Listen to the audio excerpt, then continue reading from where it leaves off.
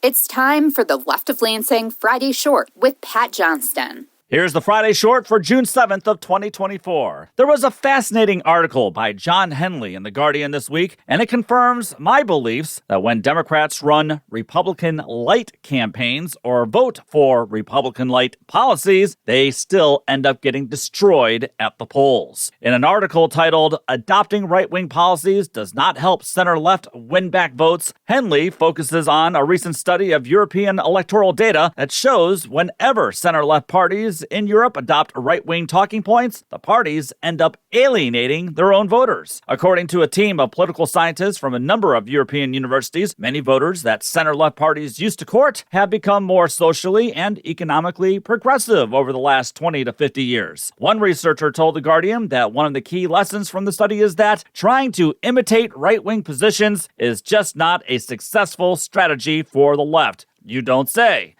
So, it's been an electoral loser for Europe's center-left parties when they suddenly adopt right-wing talking points on immigration or promising to slash the economic safety net. And that's because far right-wing parties are already doing such things, and voters who are big believers in such policies aren't going to switch parties. They'll stick with far right-wing parties, while progressive voters feel alienated and either cast their votes for center-left parties unenthusiastically, or they'll just refuse to vote at all. Because for them, they don't see much of a difference then between the parties. So what's the point? Which is why fiscal austerity has always been a losing strategy for the center-left in Europe, just as it has been a loser mentality with some inside the Democratic Party here in the United States. When West Virginia Democratic Senator Joe Manchin voted against extending the expanded child tax credit, which helped cut child poverty in half in 2021, voters, many of them who backed Democrats, wondered, well, what the hell's the difference between the parties? Manchin spewed some right-wing talking points when pressed if he had any regrets on his vote, saying, "The federal government can't run everything." I mean, this is from the same guy who made a living and got rich by working for said government. Manchin recently said he's now an independent voter as his term is up after this election, and I'm just asking, an independent of what? To ensure that the rich and connected continue to benefit at the cost of the rest of us?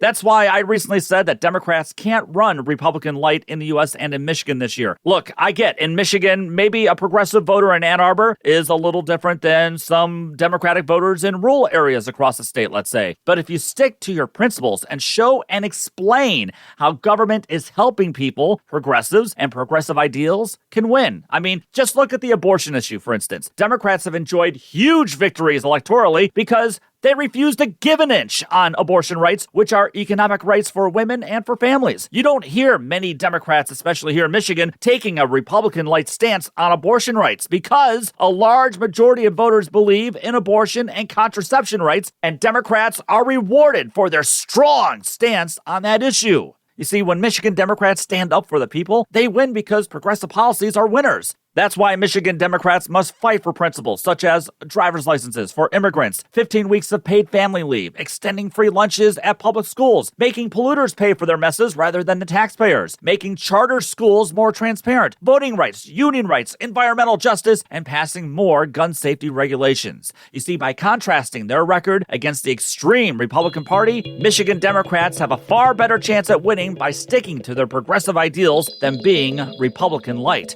or worse, being like Joe Manchin.